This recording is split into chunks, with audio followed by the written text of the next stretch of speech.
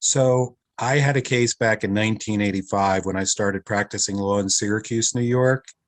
And I find it fascinating that here in 2021, my office had a similar case this week, and we ended up appearing in family court. And so I'd like to talk a little bit about extraordinary circumstances, Bennett v. Jeffries, and what happens when a step parent or another third party seeks custody when a natural parent is still alive and involved.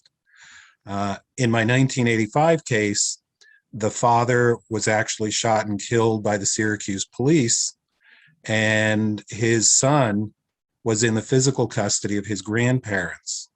The mother of the child then sought custody, and under Bennett v. Jeffries, which gives paramount rights to a parent, the mother received custody of the child.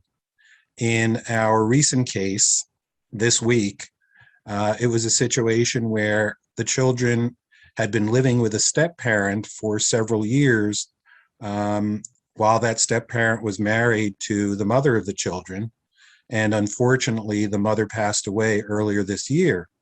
And so we ended up in court this week and appeared on behalf of the father of the children, who ultimately retained custody of his children.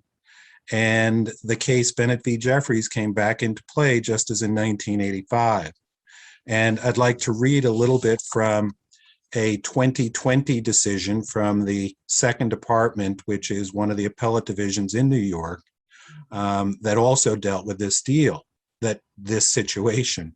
And it talks about the idea that in a custody dispute between a parent and a non-parent, the parent has a superior right to custody that cannot be denied unless the non-parent establishes that the parent has relinquished that right due to surrender, abandonment, persistent neglect, unfitness, or other extraordinary circumstances.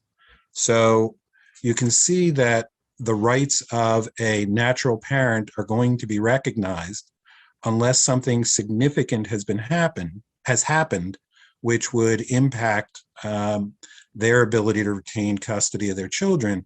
And in the 1976 decision, Bennett v. Jeffries, which was also a Westchester Family Court case, the court originally awarded custody to the non-parent, and in the Court of Appeals decision, the case was sent back to the court to consider the standard that I read to you earlier, again, because of the paramount rights of a natural parent with regard to their children. So I find it fascinating.